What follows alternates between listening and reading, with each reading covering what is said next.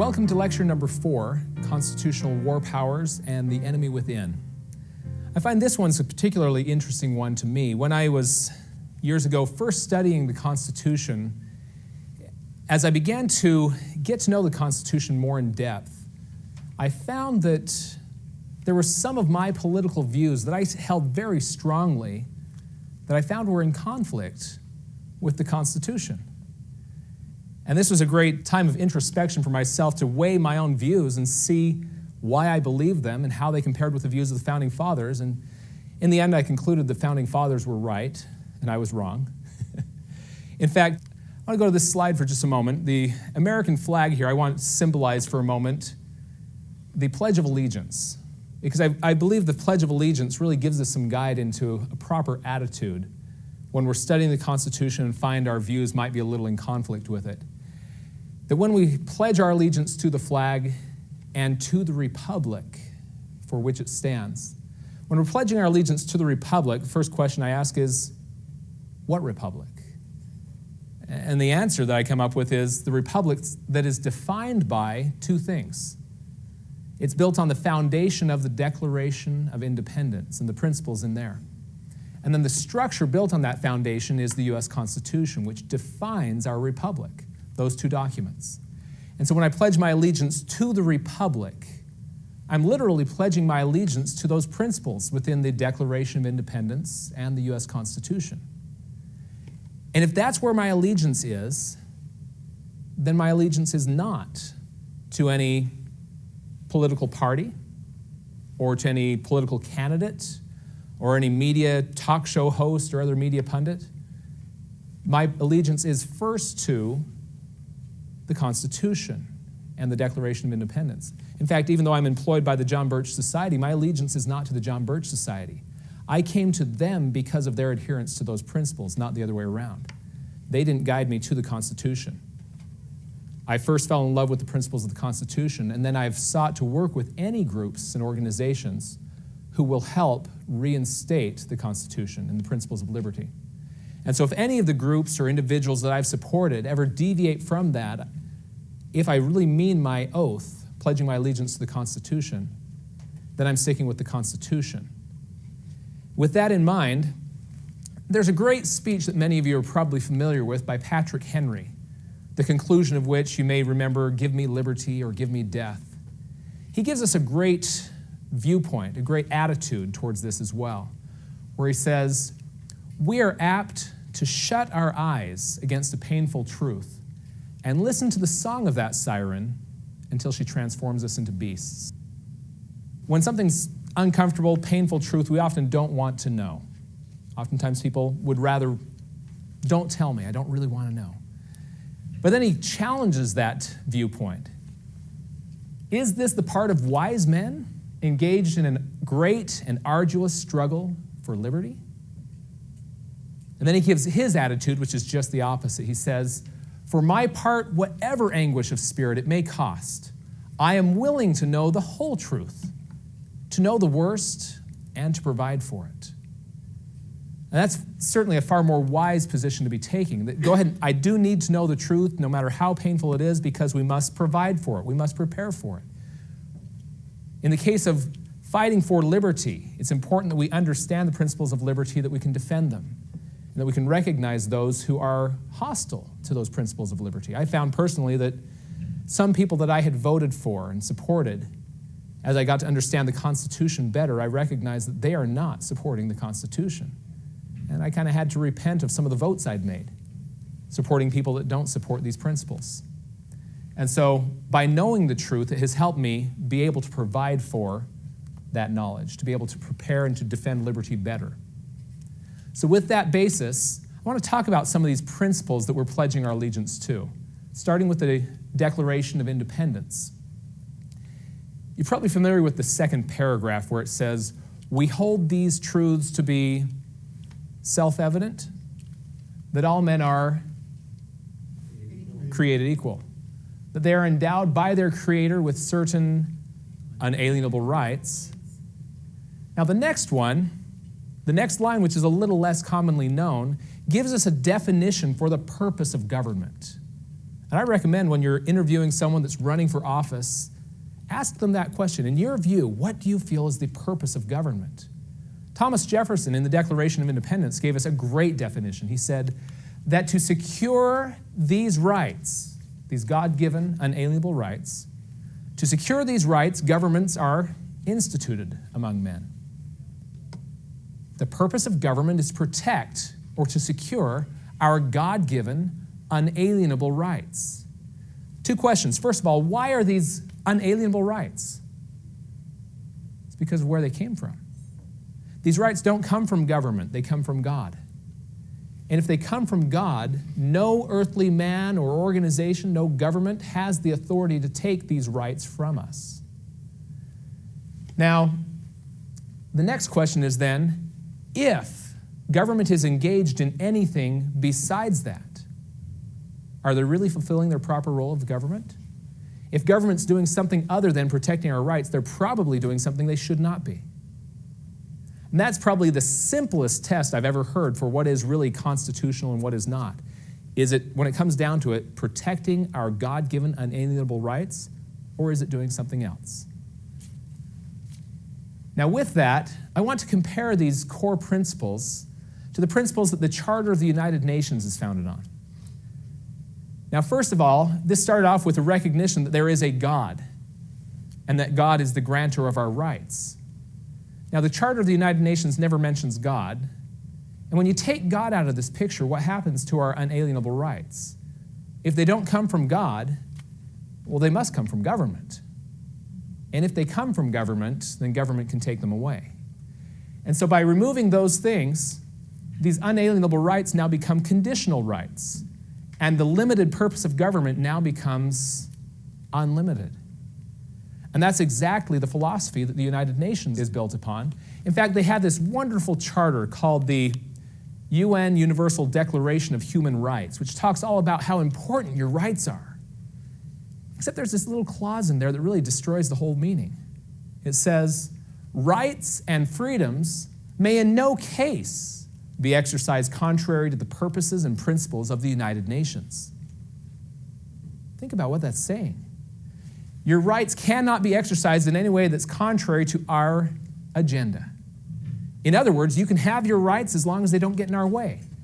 How does that compare to unalienable? Well, it's just the opposite, isn't it? That's directly contrary to the principles that our nation was founded on in the Declaration of Independence, of having unalienable rights, and then the Constitution written to protect those unalienable rights. What this means to me is that this United Nations concept is incompatible with the principles our nation was founded upon, this republic we're pledging our allegiance to. And either we must end our membership with the United Nations, or we must give up the principles our nation was founded on. They cannot coexist for long. So next, 4 key principles. The first one actually comes from the next part of the Declaration of Independence, the very next line, the concept of delegated powers. After it says the purpose of government was to protect those God-given rights, it says, then deriving their just powers from the consent of the governed. Who are the governed? We the people. We consent to government having certain power. Where did we give our consent to the federal government having power? Well, it's the Constitution. And again, as we've said before, if it's not on the list of delegated powers, then they don't have that power. The next concept, enumeration of powers. That's that list. There's the specific list of powers they were given. James Madison refers to this concept in Federalist number 41, where he says, for what purpose could the enumeration of particular powers be inserted if these and all others were meant to be included in the preceding general power? We didn't mean to give Congress unlimited power. We gave them specific enumeration of powers. Why did we bother enumerating them if they can do anything they want? Couple that with what Alexander Hamilton says later in the Federalist Papers. He says that this enumeration of powers would be absurd as well as useless if they could do whatever they wanted, if we had unlimited government. Third principle here is the separation of powers. Now, this is one thing I do remember learning in grade school, and that is that we have three branches of government. An executive branch, which is the president and his departments. We have the legislative branch, U.S. Congress, the House and Senate. And then we have the judicial branch, the Supreme Court and the lesser courts. And certain powers are given to each that cannot be shared or crossed between them. There are certain powers, like the power to legislate. Remember before, we talked about in Lecture 2, all legislative powers, herein granted, are vested in Congress, which means that the power to legislate, the power to write law, is only in Congress, and that the president has no real constitutional power to write law, although he does it all the time. And I'm not speaking of any specific president. Every president in my lifetime has done so. But at the same time, there's no legislative power in the judiciary, and yet our Supreme Court creates new laws frequently. Clearly against this third principle is separation of powers. We'll cover some more concepts of separation of powers later today. The last one is the division of powers.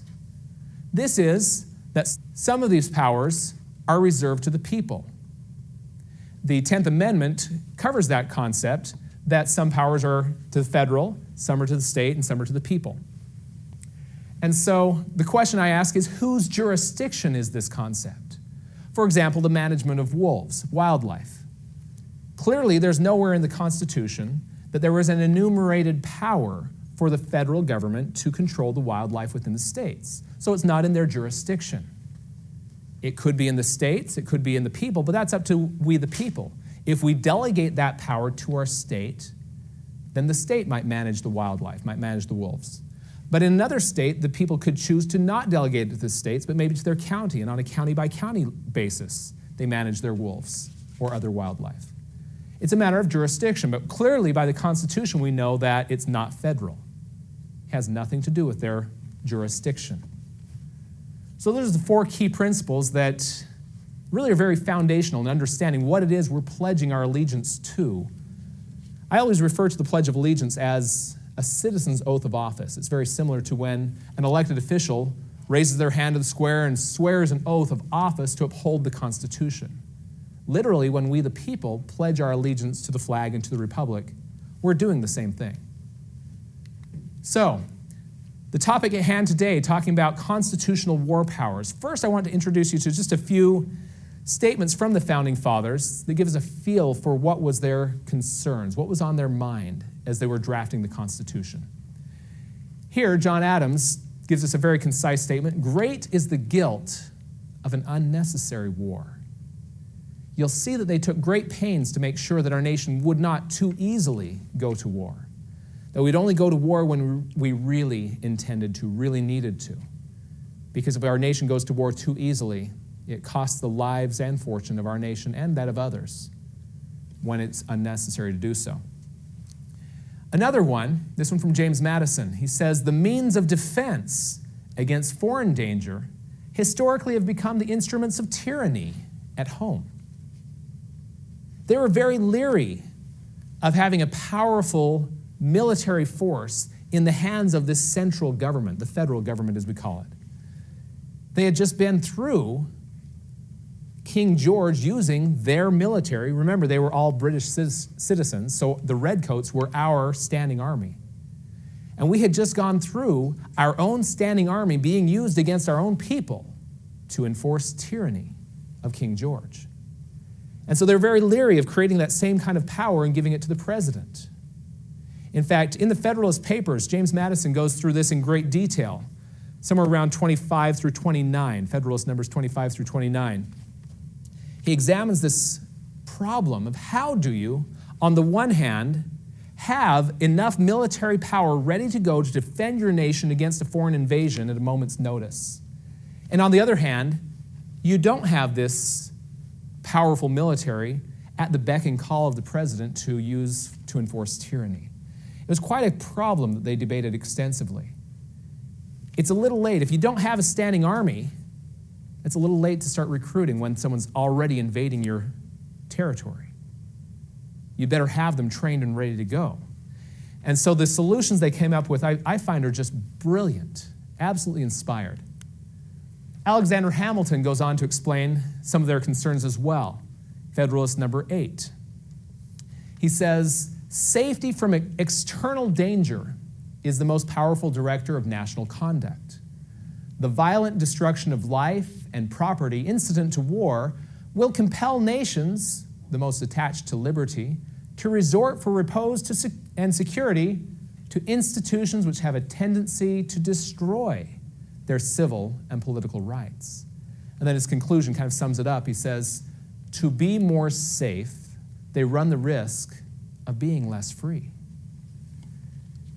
So again, if we have too powerful of a military force in order to be as safe as possible, we risk going right back to where we were, with King George having that military power to enforce his tyranny. So you see the concerns they have. Now let me demonstrate to you the incredible solutions they came up with. As we turn into the U.S. Constitution, Article 1, Section 8, you may recall, can be separated into two categories. The enumerated powers in Section 8, and in this version, that'd be on page 17. The first portion of Article 1, Section 8 are the general welfare powers. And then as we get to Clause 10, which says to define and punish piracies, that's where we start into the common defense powers. Clauses 10 through 16. So we'll be going through most of those. We'll actually start with 11, right at the bottom of the page 17, where Congress has the power to declare war. I think that's pretty clear, isn't it? If it says here, Article 1, Section 8, the Congress shall have power to, and then you jump down to Clause 11, to declare war. Who can declare war? Congress. There's not really any gray area here, is there? When was the last time that Congress declared war? Well, that was World War II. Have we been involved in any wars since then? Quite a few. And yet Congress hasn't declared war once since then. How did we get into war without Congress ever declaring war? Well, it's been by circumventing the Constitution. And we'll go into that in a little bit more detail here in a moment. So clearly, though, the power to declare war was given to Congress and not to the president. Since then, it's been the president taking us into war, generally referencing United Nations resolutions that he's enforcing. Looking to the United Nations for his authority. Well, the United Nations doesn't give our president authority over the Constitution. He must abide by the Constitution. That's where his oath is. James Madison, explaining this concept that war-making powers must be held in Congress and not the president, he says he felt that in no part of the Constitution is more wisdom to be found than in the clause which confides the question of war or peace to the legislature and not to the executive department, not to the president. In fact, Abraham Lincoln summed this up very well as he was explaining his understanding of why in the Constitutional Convention of 1787 they gave this power to Congress and not to the president. He's responding here to a letter where someone felt really the president should have the power to declare war, and he's rebuking them. He says, the provision of the Constitution giving the war-making power to Congress was dictated, as I understand it, by the following reasons. Kings had always been involving and impoverishing their people in wars, pretending generally, if not always, that the good of the people was the object. Then he goes on, this our convention understood to be the most oppressive of all kingly oppressions. Wow, that's quite an indictment. He goes on, they resolved to so frame the Constitution that no one man should hold the power of bringing this oppression upon us. But your view, he's referring back to this man that thought presidents should declare war, your view destroys the whole matter and places our president where kings have always stood. Our president is no king. And they clearly understood the tyranny. They personally had experienced the tyranny of a king having the power to declare war and execute the war. That is how King George was able to do it. They wanted to separate those powers. So clearly, power to declare war must be in the hands of Congress to deliberate, to argue back and forth whether or not it's in the best interest of our nation. Now, as we continue on to the next page here, Clause 12, top of page 18, it says Congress has the power to raise and support armies.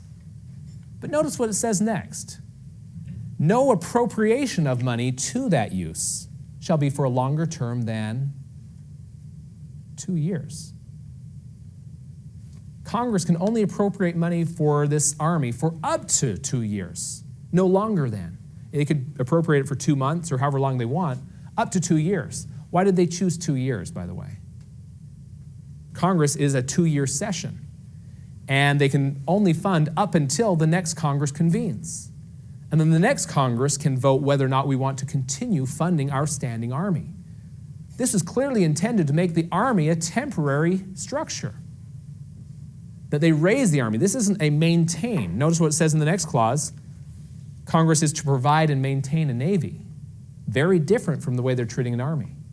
The Navy is supposed to be an ongoing, maintained military force. There's no limit to the appropriation of money because we wanted to always have a Navy, whereas the Army was supposed to be temporary. And why would that be?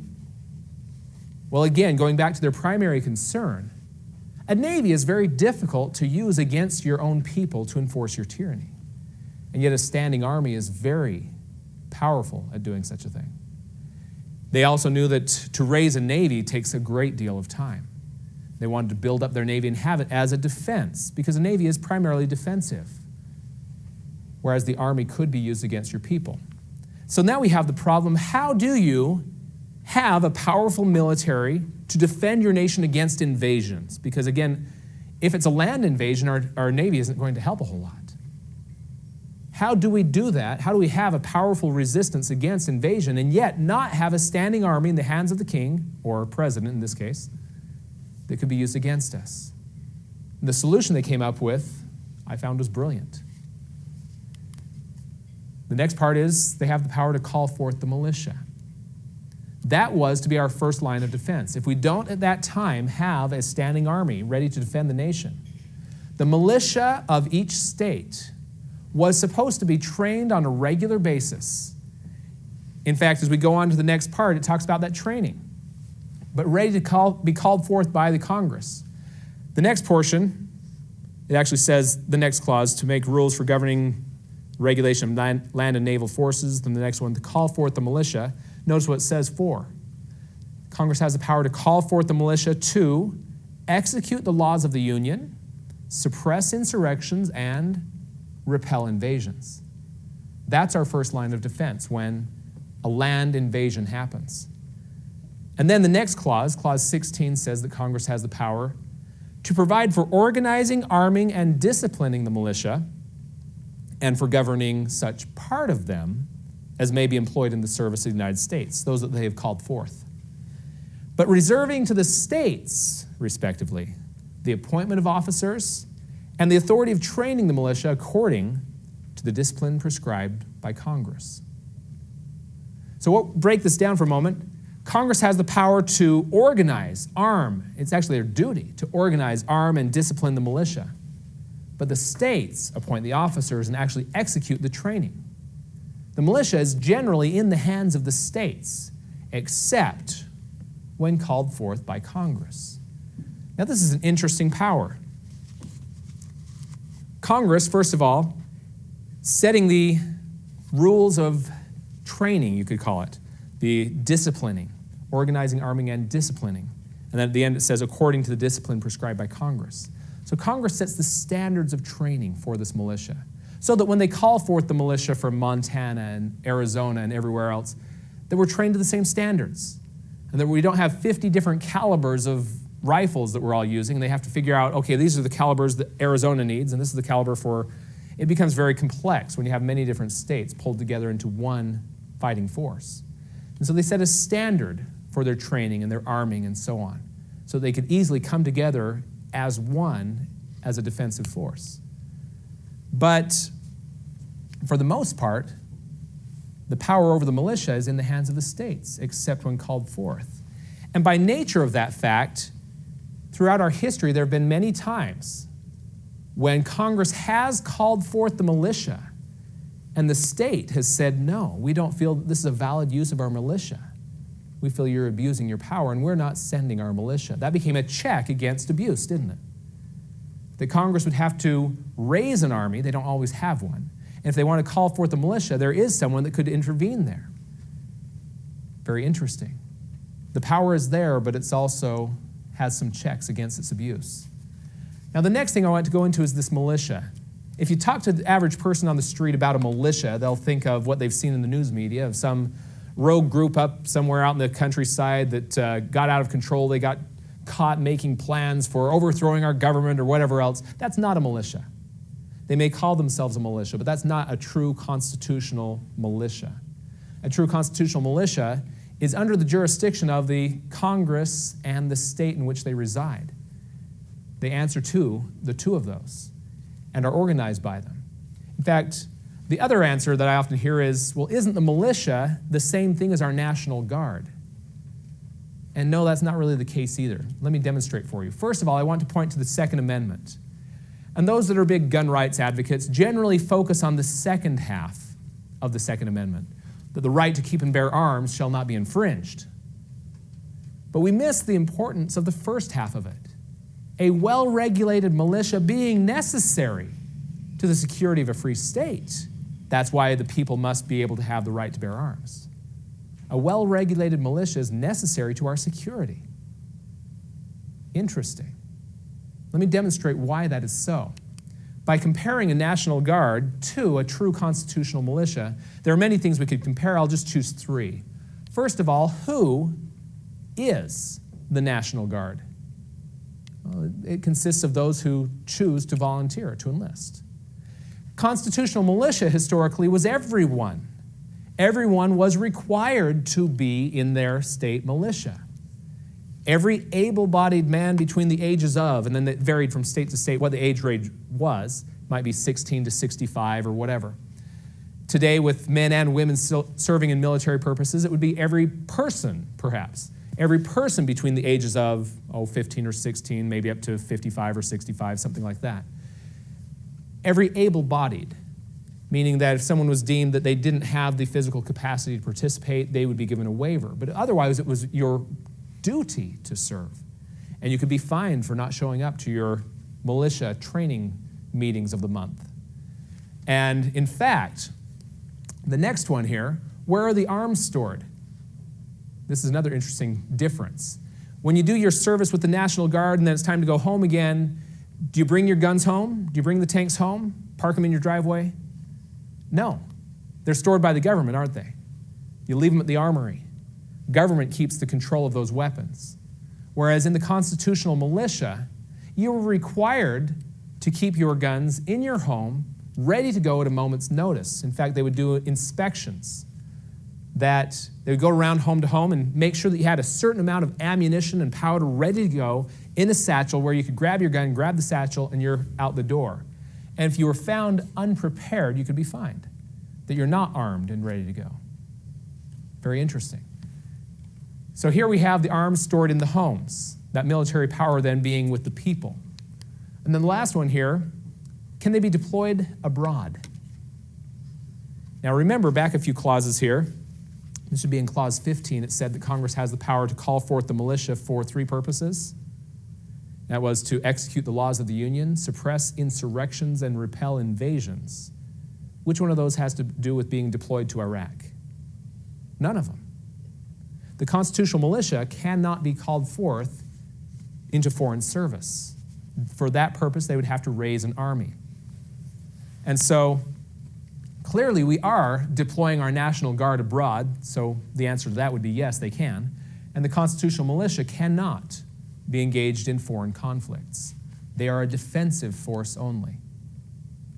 Now, of course, when we do raise the army, who do you raise it from? You do raise it from the general body of the people.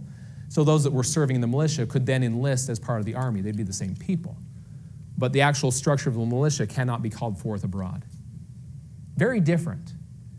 Now, I want to emphasize a point here with a quote from, I don't too often quote the enemies, but Mao Zedong does give us a very good pointer here, and that is, he says, political power comes from the barrel of a gun. In this first structure, National Guard, who holds that barrel of the gun? Who controls it? Those arms are stored by the government. They're in the control of the government. In a constitutional militia, this barrel of the gun power is in the people, isn't it? That's probably the most stark difference between a constitutional militia and a National Guard. The political power of the barrel of the gun is in the people here. And if you're in a country where every person is required to be armed and trained on a regular basis with their arms, it would be foolish to invade such a country. Very much. And so you can see why that is the first line of the Second Amendment. The security of a free state is dependent upon having a well-regulated militia. It's very clear why that is now. So going back to prior to 1913, to understand how the war powers all fit together. Because certain things were changed in 1913, it changes the way our war powers work. And then we'll give you a big picture of how it all works together. So first of all, prior to the 16th and 17th Amendments and prior to the Federal Reserve, here's how our system used to work. That first of all, the people here would directly elect our U.S. congressmen, House of Representatives. And then prior to the 17th Amendment, it was the state legislature which would select our U.S. senators. So the congressmen, the House reps, would answer to the people, the senators would answer to the state.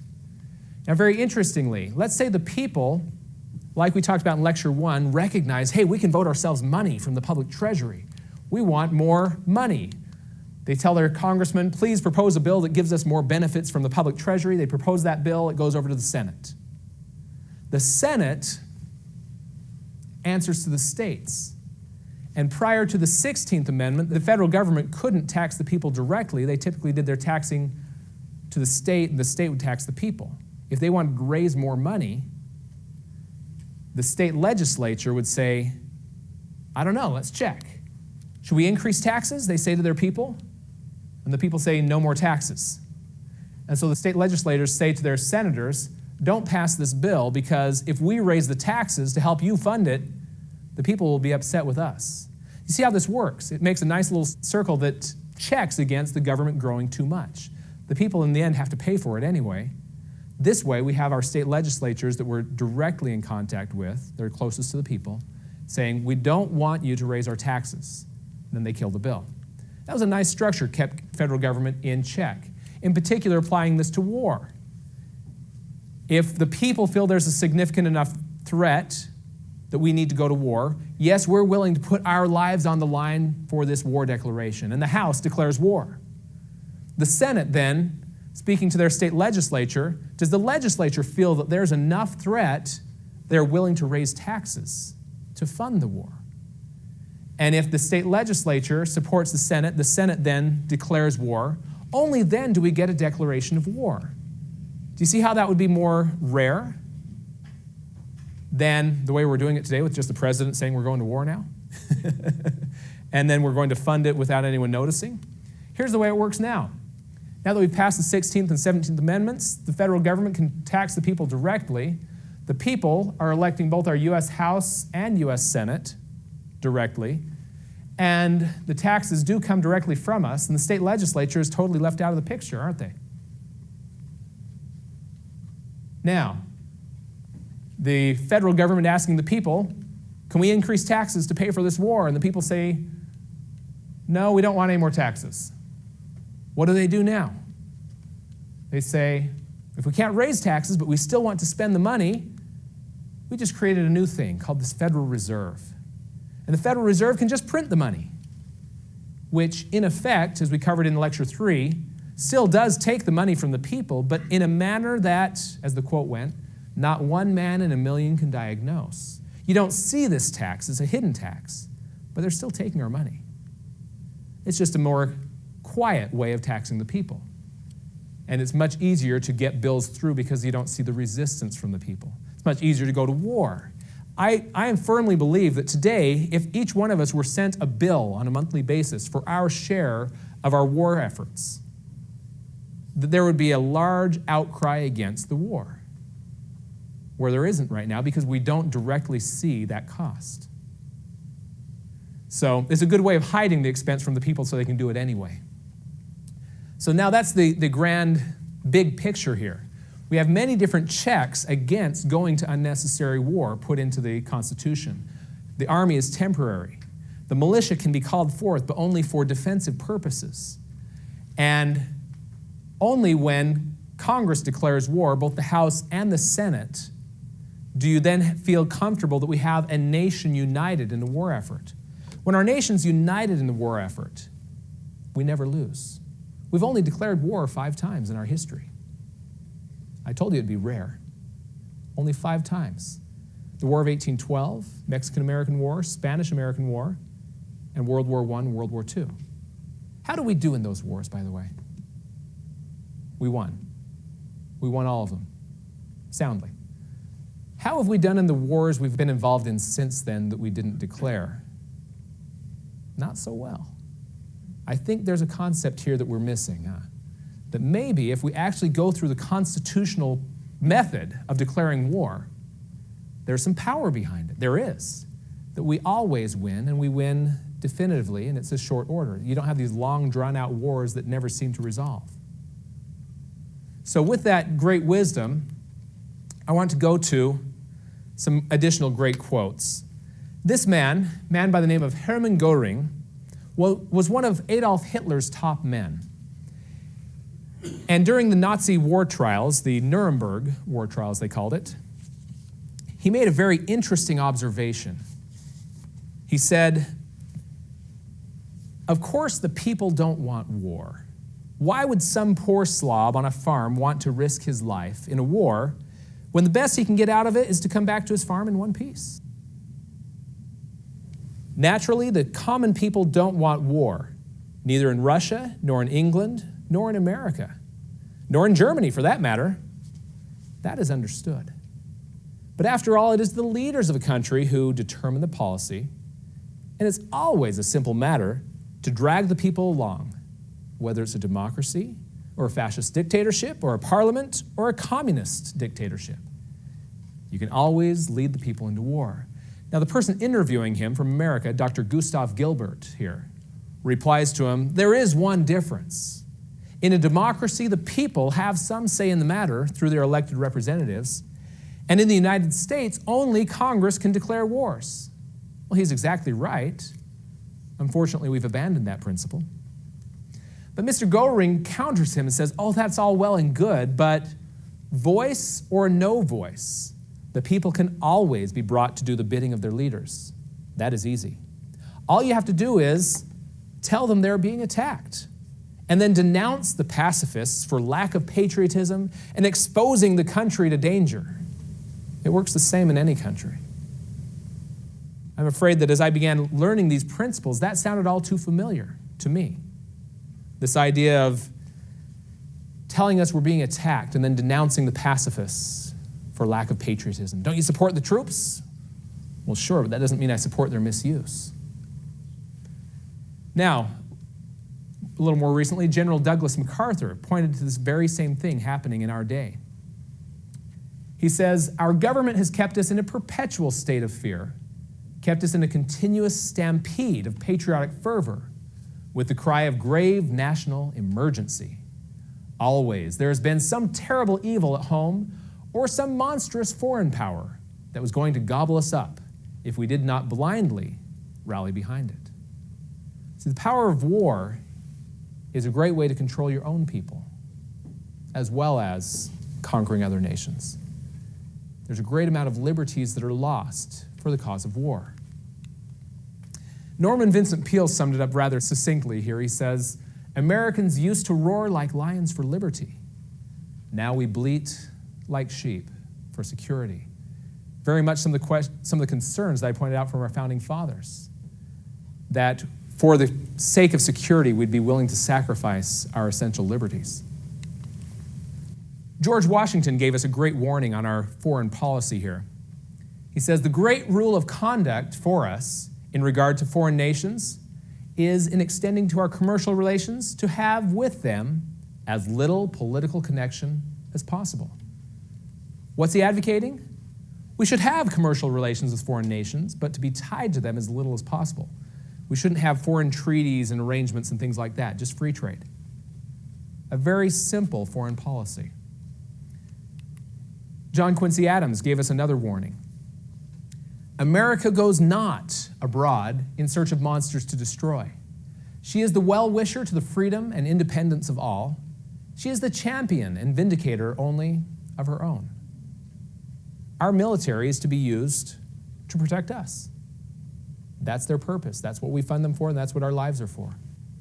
Robert Welch, the founder of the John Birch Society, also said it quite succinctly, where he says, "What would be wrong with simply minding our own business?" I like that logic. So, this was the traditional conservative viewpoint when it came to foreign relations and foreign wars. And it continued all the way through the 1940s and 50s, and we began to see a shift as we got into the 60s and 70s. We have, for example, Senator Robert Taft, who was known as Mr. Republican and was very much a non-interventionist when it came to foreign policy, to not interfere with the affairs of other nations, but to freely trade with them. Now, as we come today to modern conservatives, we see a very different brand of conservative. George Bush, for example, here, George W., during his presidency, he signed, toward the end of his presidency, this economic bailout, this stimulus package, and a TARP bill, this trouble relief program to bail out the banks that were too big to fail. Very clearly Keynesian socialist economics, some of the topics that we covered in Lecture 3. That is not the economic theory of a free market system, nor the traditional economic theory of a conservative. He also declared in his defense, "I had to abandon free market principles in order to save the free market." It doesn't sound like he believes that free markets would work. Now, I should also point out that he wasn't trying to save the free market because we weren't working under a free market at the time. The problems that we had were caused by government intervention, and were supposed to be solved by, of course, more government intervention. Next, he expanded the Medicaid prescription drug program, which is clearly socialist welfare spending, and sent American troops to war without having Congress first declare war, circumventing the Constitution. And incidentally, in this process of going abroad to war, what was their purpose? We're spreading democracy. I think we covered pretty well in Lecture 1 the dangers of spreading democracy. It always leads to a socialist state. Is this what a conservative is? I'll tell you, this was about the time when I was beginning to understand that my political viewpoints were in conflict with principles of liberty in the Constitution. I voted for George Bush. And now I'm feeling like maybe I made a mistake. This is not a conservative constitutional viewpoint that he's putting forward. What is going on with a conservative? If he's a conservative, what am I? Because I'm clearly not that. And the problem is he's not a conservative. We're mislabeling him. He's not a liberal, but he's not a conservative. What is he? Well, there's a term that's called neoconservative. When I first heard this, I thought it was just a slur, a slander against certain political viewpoints. It's not. The neoconservative name is actually one that neoconservatives have given to themselves. And over the next few slides, I'll demonstrate to you exactly what they define themselves as. But when you consider George Bush to be a neoconservative, then all these policies fit perfectly with the definition of a neoconservative. So let's see what that is. First of all, their origins. Back in 1972, Irving Kristol, who declares himself to be the godfather, kind of the founding father of the neoconservative movement, Irving Kristol points to their history saying in 1972, the nomination of George McGovern signified that the Democratic Party was not hospitable to any degree of neoconservatism. Only a few of us drew the obvious conclusion that we would have to try to find a home in the Republican Party. But with every passing year, our numbers grew. More and more people migrated from the Democrat Party to the Republican Party because they rejected the George McGovern version of Democratic Party, which was an open embracing of the hippie movement and things of that nature. And so very much we saw a migration from the Democrat Party and an infiltration of the Republican Party, steering the Republican Party in a new direction, that of neoconservative. And again, what is a neoconservative? Irving Kristol wrote a fairly definitive book on the topic called Neoconservatism. In there he tells us, for example, we, the neoconservatives, accepted the New Deal in principle and had little affection for the kind of isolationism that then permeated American conservatism. We'll spend a moment on each of those 2 points, the New Deal and isolationism. First of all, what was the New Deal? Of course, we all know under FDR, he implemented the New Deal, this massive socialist welfare program, really. Created massive government expansion of departments, bureaus, agencies, and deepened the Great Depression of the 1930s. By any free market economist's assessment, it caused the 1930s to be this Great Depression rather than a little blip. In fact, it's an interesting comparison to compare the Great Depression of 1920s, which never happened, but had bigger causes that should have caused a Great Depression than the 1930s did. And by lack of government intervention in the 1920s, we never had that depression. Whereas the 1930s, the government intervention caused it to be much worse than it otherwise would have been. Now, the other part I want to go into is isolationism. He was referring to this isolationism that permeated the Republican Party prior to them invading it. Isolationism is having no dealings with foreign nations at all. You shut down your borders, you don't trade with them, you don't go to war, you don't do anything, you just defend yourself and you're isolated. Now, he was saying that the viewpoints in the Republican Party at that time was isolationist. Clearly not the case. They truly wanted open and free trade with foreign nations. So he was mislabeling it, trying to slander their viewpoints. But truly what the traditional Republican viewpoint was that of non-interventionism, which is very different from isolationism. It is simply staying out of the affairs and wars of other nations while openly trading with them. Now, this concept of war, concept of a just war, I want to go into just briefly. You remember John Adams, great is the guilt of an unnecessary war. The only war that's really necessary is when you're trying to defend yourself in one manner or another, which sometimes might need to be going abroad in defense to finally cut off a problem that's continuing to invade you. But nonetheless, it always must be defensive. It must be formally declared by the proper authority, which in our country is Congress declaring war constitutionally. It must have a just cause. It must be for good reasons and have a good intention of why we're going to war. It must be the last resort. John Adams' presidency, one of his greatest legacies was his avoiding of war with France. How very carefully he walked the line between the two opposing political parties, one wanting him to go to war against France and the other saying, you're not doing enough to appease them. And he walked the line very carefully between those two to avoid war. It must have limited and unchanging objectives. You don't go into war for one purpose and, hey, while we're here, let's do this and this too. That clearly violates number 3, among other things, just cause and right intention. It must be proportionate means. It means that you're not just going in to level the entire country of every living thing, but only those that are military combatants, which goes right into number 7, that non-combatants would have immunity. We don't try for civilian casualties. That would be just war. That was the traditional vision that our founding fathers had when we did need to go to war. These were the general considerations that they held. Now, contrary to that, today we have a new concept, that of preemptive war. The type of war that is not defensive, it's an act of aggression. It's a type of war that started without being attacked and without any certain expectation of being attacked. Just that they might be a threat to us, so we better go in there and conquer them before they become such. Clearly the opposite of just war. Now, going back to Irving Kristol again, he gives us a little more insight here. He says the conservative welfare state is perfectly consistent with the neoconservative perspective. What's a conservative welfare state? That seems to me to be a contradiction of terms. But again, perfectly consistent. So that gives us one of the keys to what a neoconservative is. They definitely support a welfare state, like the New Deal. And interventionist foreign policy. They don't believe in this isolationism, as he labeled it, including spreading democracy. Those are 2 key points of what a neoconservative stands for then. Socialist welfare programs at home and foreign interventionism and spreading democracy. The third point that I want to make was the most surprising to me. He says, I regard myself lucky to have been a young Trotskyite and have not one single bitter memory. He's a Trotskyite? Y'all know who Trotsky was, right? We'll go into that in just a moment. Speaking of the rise of neoconservatism, the other important influence on neoconservatives was the legacy of Trotsky. In the framework of international communism, the Trotskyites were rabid internationalists rather than realists or nationalists. Now, on this note for just a moment, Y'all remember what Nazi stands for? It's for National Socialism, right?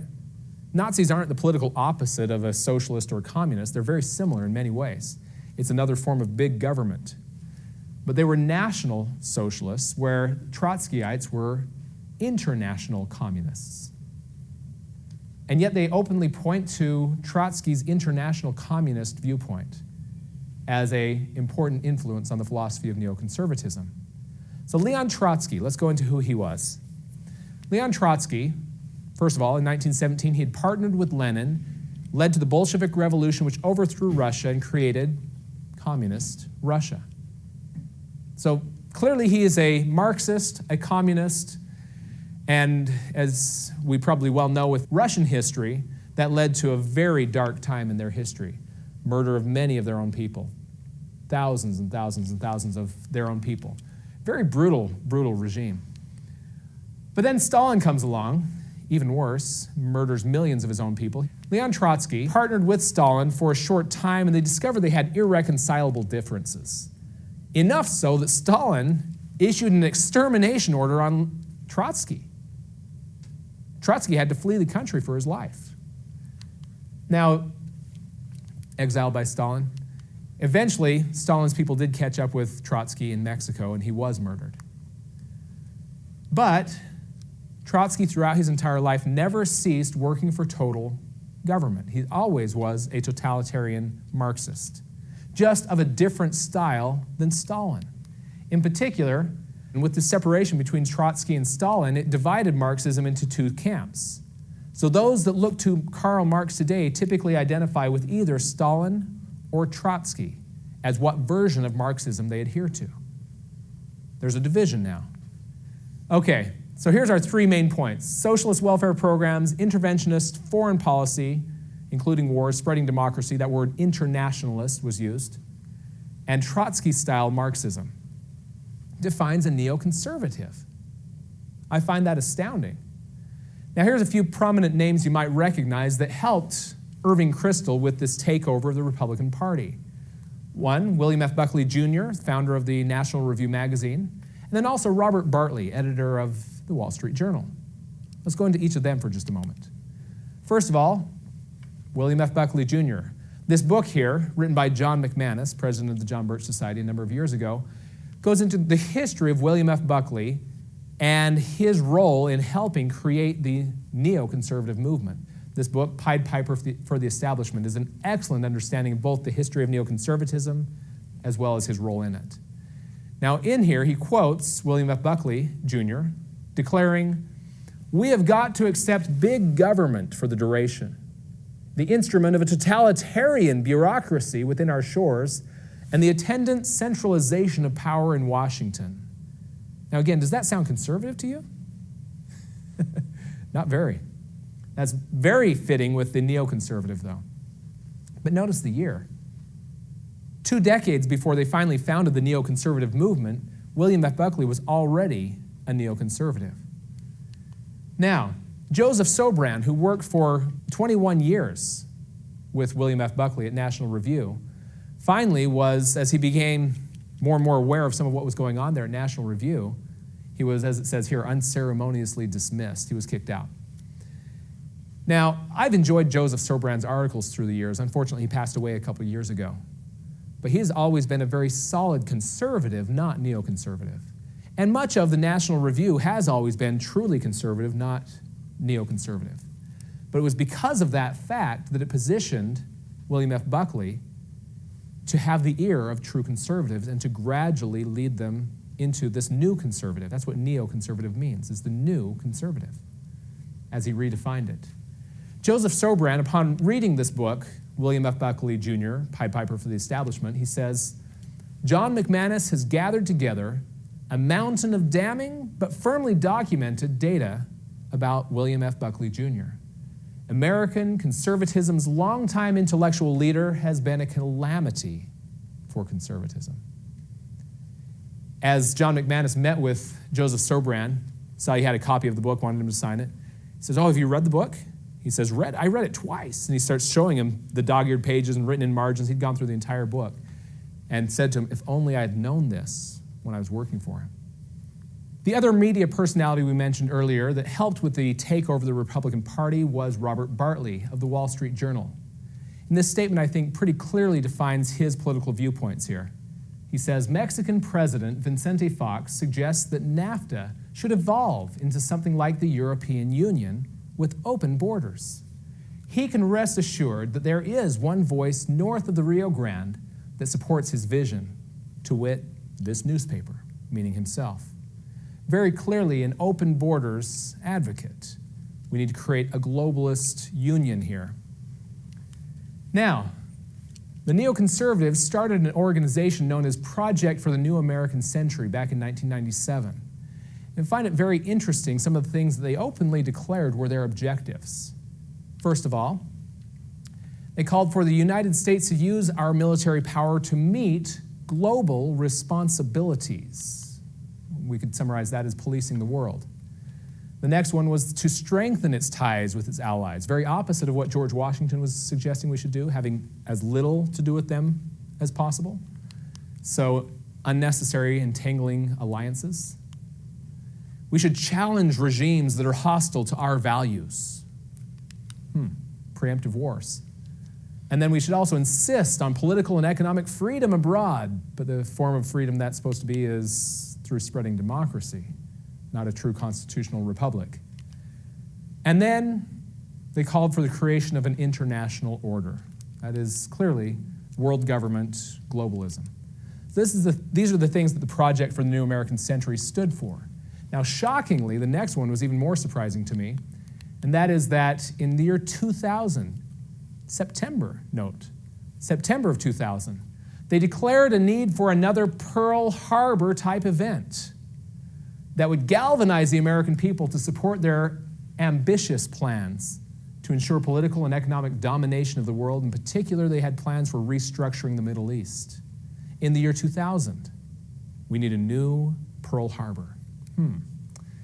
And coincidentally, they got their wish almost exactly 1 year later, September of 2001.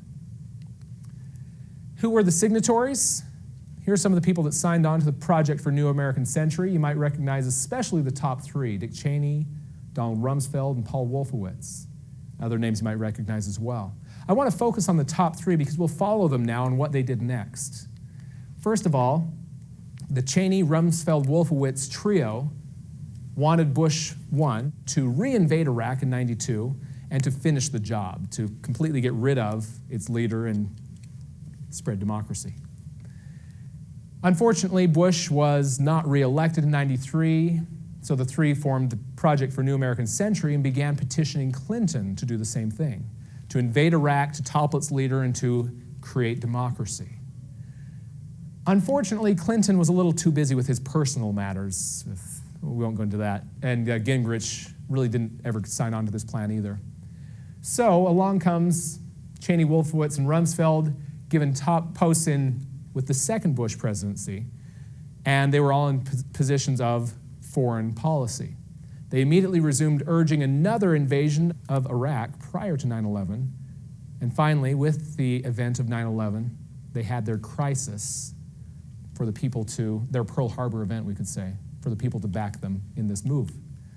As Rahm Emanuel says, a crisis is a terrible thing to waste. They certainly put it to good use for their objectives, didn't they?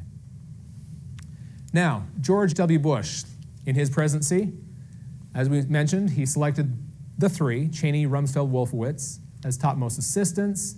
He obtained authorization to invade Iraq from U.S. Congress? No. Oh, yes, from the United Nations. That's a little bit contrary to what the Constitution says and what we covered earlier today.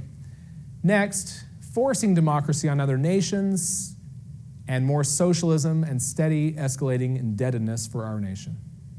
That sums up his efforts under their guidance and direction.